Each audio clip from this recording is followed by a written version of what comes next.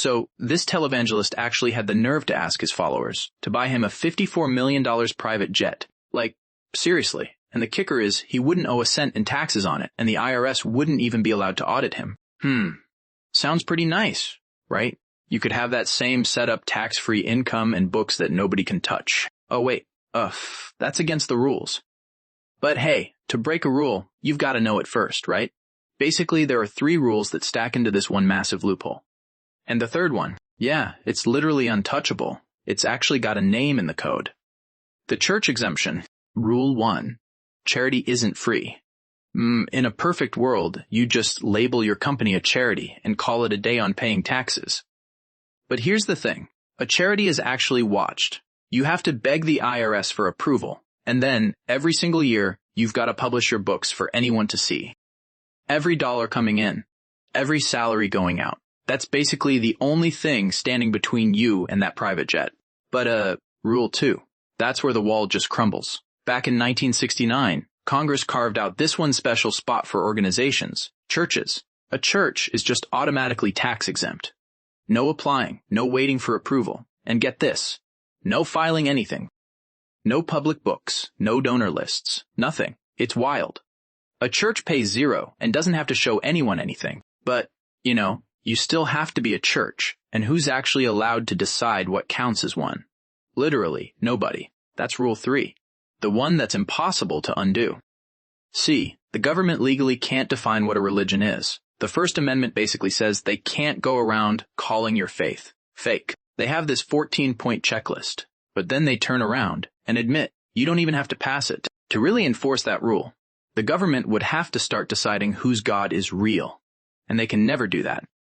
So the only question that matters is your church, even legit, has no answer anyone is allowed to give, which means you answer it. And the second you're a minister, you can just wrap your salary in a housing allowance and go buy yourself a mansion. Untaxed foo. And if the IRS gets suspicious, there's this 1984 law that bars them from auditing a church the same way they audit you. So, honestly, they don't even try back in 2015. John Oliver, the late night guy, he actually started his own church. He registered it, took real donations, totally legally, just to show how insultingly easy it is. The IRS couldn't say a word. So here's the game plan. Step 1. Name your church. You don't file anything. Step 2. Ordain yourself. Boom. You're the minister now. Step 3. The money comes in as donations, and the books stay locked tight. Step 4. The church buys the house, the car, the jet. And since no one is allowed to test if your faith is real, nobody is coming to check on you. This isn't just some theory, either.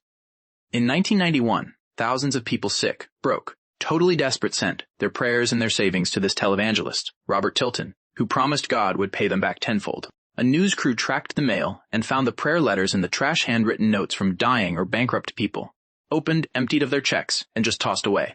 Every dollar tax-free. It's gross. To any normal person, taking a stranger's last $100 and trashing their prayer is a total con. It's fraud, just with a steeple on top. There's really no difference between a con artist and a preacher who does that, except the preacher is legally a church, and that's the one thing you aren't allowed to audit. Some studies show these religious tax breaks are worth over $70 billion a year, and the rest of us, people who actually pay taxes, are just covering that gap. The fix is honestly insultingly simple. Just make churches file the same annual return as every other charity. Just show the money. But, the people who'd have to pass that law need those full pews just as much as the preachers do. So, they won't. And until that mistake gets fixed, well, this is your up-to-date guide on how to start a religion.